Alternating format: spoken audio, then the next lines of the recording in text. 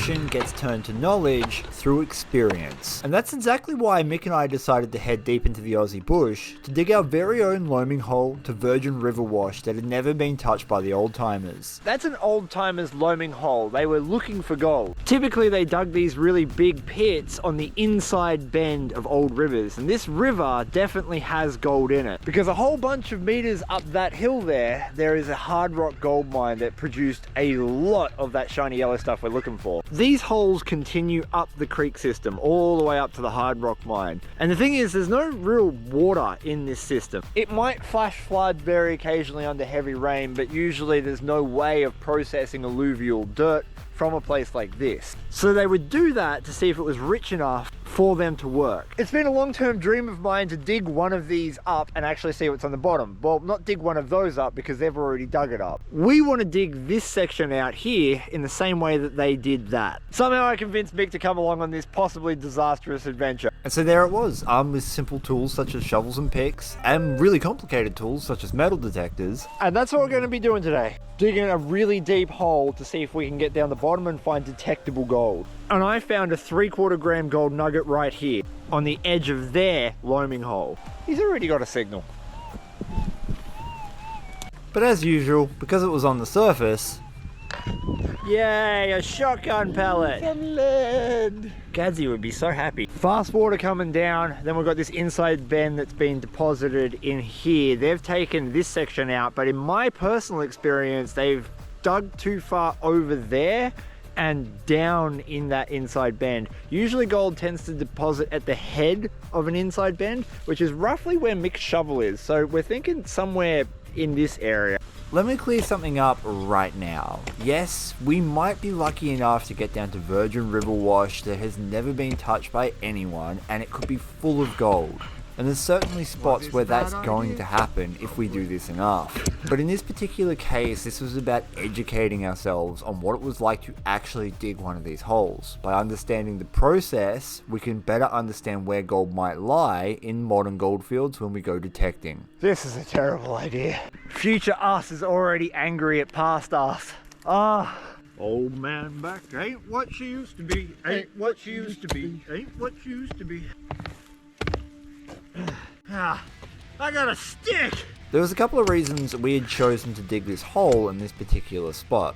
First, I'd already detected that nugget in the loaming hole right next to us. And second, the lack of water meant it was likely that no one had ever processed these gravels before. Jumper's coming off. Mad respect to the old timers. Shout out to the old timers. Real men. Manly men with muscles and beards and suits and shit. Fucking they're 12-year-old boys would outdug me. Being defeated by a 12-year-old child. He might look like he's a 40-year-old, but who says mining's hard on the body? I'm only 15. How do you still have a jumper on? I got my nipple shirt on. Oh, your nipple shirt? It's so old. Mrs. complains she can see my nipples. Oh, someone will be out there that wants to see your nipples. It's almost square. We just got to level out that corner. Do you get trees? We have both got GPX 6000s here, slightly different coils, which will make near as no difference. But we're going to detect it because we've taken a little bit off the top, probably nowhere near enough, but you never know. I really don't expect to find anything in the overburden because it's just straight clay, there's no gravel in it. Because if we get any signals in this hole at this point, it's going to be gold with 100% certain. That means we've got to keep digging, mate. And dig we did. It was hard work. We were dealing with compacted clay that had never been moved before, ever. And we're starting to get an appreciation of not just how hard the old timers worked to dig their test holes, but also the methodology behind it. We're not very fit, Mick. Something cool just happened. We're starting to get pieces of quartz. These are the rocks that we're looking for. Quartz in this area is about the only rock hard enough to survive the weathering to come down a hillside like this to enter a river system. And this area, the gold forms in and on quartz. So when we find this, we know that there's float coming down the hill. And because we're starting to find that quartz on this edge, closer to where the river is, I say a river, puddle, stream, thingamajig, it just means that there is a layer of gravels that's been transported downstream. And hopefully that's where our gold is. As we dug down, we periodically checked with our metal detectors to make sure that we weren't coming across a layer that might have been containing larger pieces of gold. But more importantly, we were paying attention to the dirt distribution that we were removing from our hole. Progress. Typically, loaming holes like this that were created in the gold rush have a high and low side to the dirt distribution, and what we were discovering is that that is predominantly due to the size and shape of the hole. There seems to be a particular way to throw the dirt out of the hole that's the easiest. Taking note of that may help us in the future to identify which side we want to check for gold nuggets that may have been thrown out by the old timers. There's blue sky over there. Come over here, you bastard. Go away. I want to do that. I want to be swimming. No swimming. You're swimming? Chris says no. Ew. Ah. Ugh. Once we got the hole to about thigh deep, we were starting to have to take turns in both breaking up the hard ground and shoveling it out, because the ground became much more like cement than soil.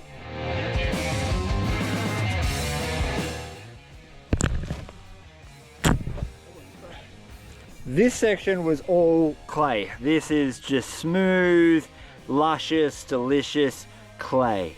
Clay, clay, clay. You can kind of see here there's a bit of a debris layer. That's probably from the root systems in the trees making this all loose, because it's only a thin band here.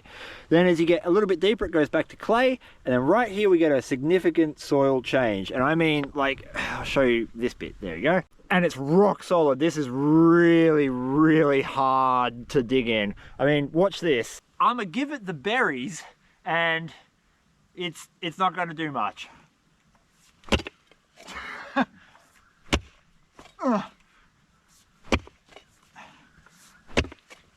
Now, I don't know if this means we're getting closer. I'm gonna say that it's a good thing, because I don't want to get demoralized just yet. Oh, this was fun at the start. You'll give up your golden secrets. If we do all this for a dry hole, I'm going to be slightly sad. This much sad. That's a lot, actually. That's a lot. I was like less sad when Breaking Bad ended, and I was pretty sad then. Sun's back. Humidity!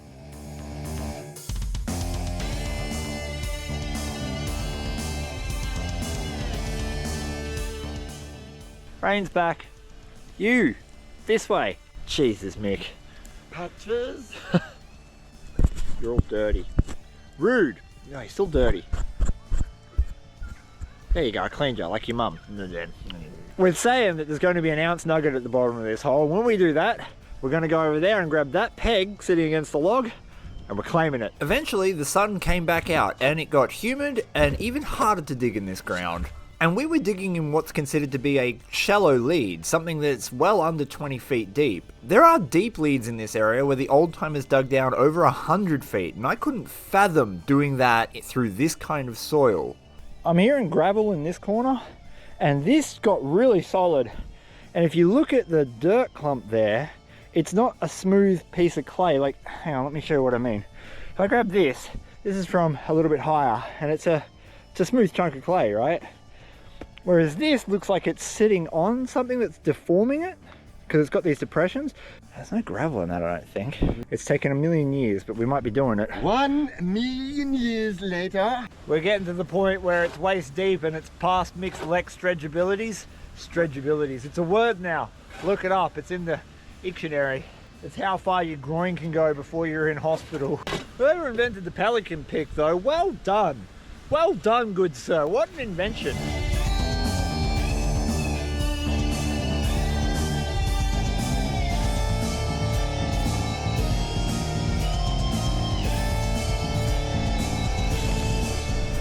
We're just talking about it. One of the coolest things about doing this is you get a real life example of what the old timers were doing. So you learn what they were doing by doing it. And that helps you identify things that were happening in the gold field that will allow you to find better gold. And more importantly, even if we find no gold at the bottom of this hole, which is a distinct possibility, we've at least got that knowledge now as to what work went into digging a hole like this. So if we see a lot of very big, deep holes, we have a better appreciation for how much gold must have been at the bottom for them to do that.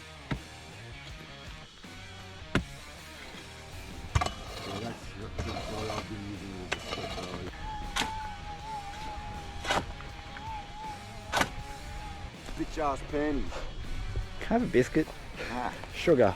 best bickies ever. Best bit. This is Mick's favourite, hundreds and thousands. If you want to send Mick a present, PO Box 292, Wodonga, Victoria 3689. Send hundreds and thousands biscuits. I'll eat them. He will eat them. I don't know if America has hundreds of thousands biscuits. Do you guys have hundreds of thousands biscuits? Listen out if you don't. If you don't, get your hands on some. Arnott's, man, they're the bomb. Right spot. It's going to be a bit of pick. So we've been periodically testing both the waste rock as well as in the actual pit itself. I just said to Mick, I'll just scan this pocket, right? And I came along here, which is fine. And then We're a long way down, that sounds wobbly.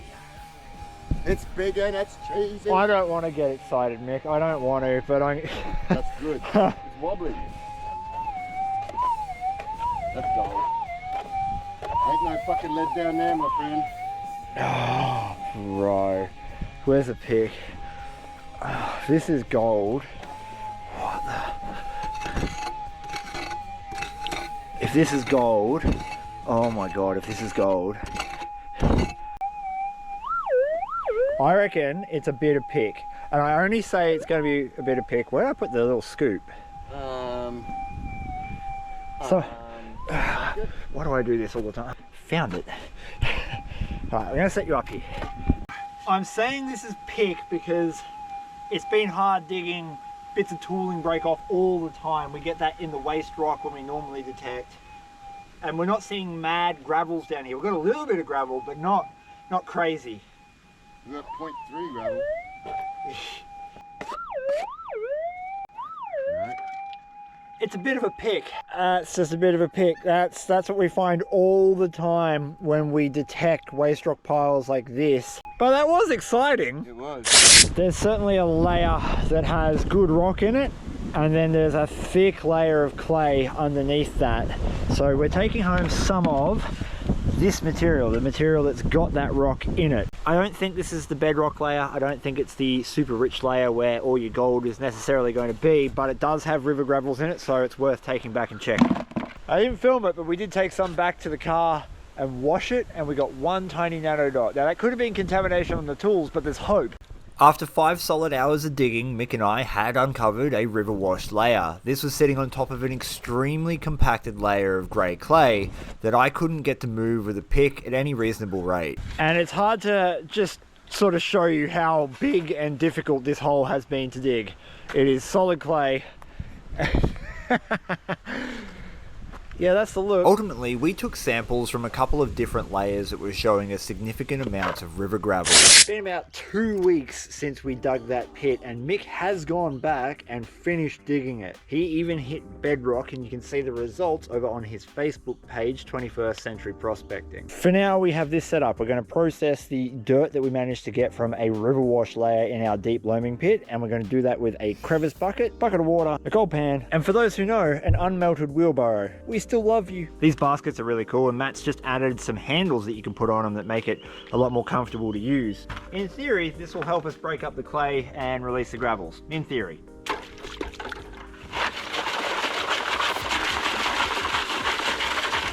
Oh yeah, look at the gravel. Oh, that's solid as though. We've got river rock, bits of quartz, all sorts of stuff going on in there. It's going to take a while. We might just add some more. The whole bucket, why not? It'll be a soup by the end of this. What do you think, Fernie? We are talking about a loaming hole that was dug in pursuit of a hard rock mine. So the chances of us finding significant alluvial gold are actually quite small. But you never know. So many miners in the old gold rush days dug holes for literally no reason at all. You've got to remember, they didn't have the benefit of things like YouTube, Google, or any of the easily accessible written information like we do today. First pan of soup, and we've got a lot more dirt to go. This is a very, very small sample, so if we don't see gold, that's okay. And I'm not seeing no gold. I'm seeing a little bit of iron content though. There's a lot of dense rocks in there. Alright, let me process down the rest of the bucket. and we'll see if we find anything. If you want to learn more about gold prospecting, consider hitting the subscribe button where we make videos just like this every single week. And if you would like to help support the channel, we have both a Patreon account as well as our own website, theoldmoldy.com.au, where we sell gold nuggets, gemstones, jewellery, crystals, and many other mineral specimens. We've managed to clean a significant portion of the rocks in here. You can see that this is the quartz that we were expecting to see coming out of that old riverbed. And we've got plenty of water-worn rocks too, which is fantastic. Now, we haven't broken down all the clay. If we get a good result in this pan, we'll break down that clay. The reason I'm not doing it right now is because I'm not going to waste my time processing something that doesn't have any gold in it. We've processed enough dirt to know if there is gold. If there is gold in it, I'll absolutely go back and process the rest of it. And this video was funded by our patrons, so I want to say a massive thank you to everyone who's jumped on to Patreon over the last several months and who has supported the channel in the long term. Right, let's find out what we did and or didn't get. We can see lots of ironstone. That's this darker material here. That is a heavy we look for on the gold fields. So it was transporting heavy dense things in that layer. I'm not seeing anything. One of the smallest specks you've ever seen in your entire life. There's no way, even with a macro lens, you are going to be able to pick that up. It is tiny. So this is what's called a Schitzer hole. It's a German word. It basically means there was all down the bottom, but that's part of gold prospecting, and the lessons I learnt digging this hole, enabling me to read the gold fields better, are going to be more valuable than what was at the bottom of it, even if there was a significant amount of gold. Well, I hope you learnt something. I know I certainly did, and I'll see you in the next one.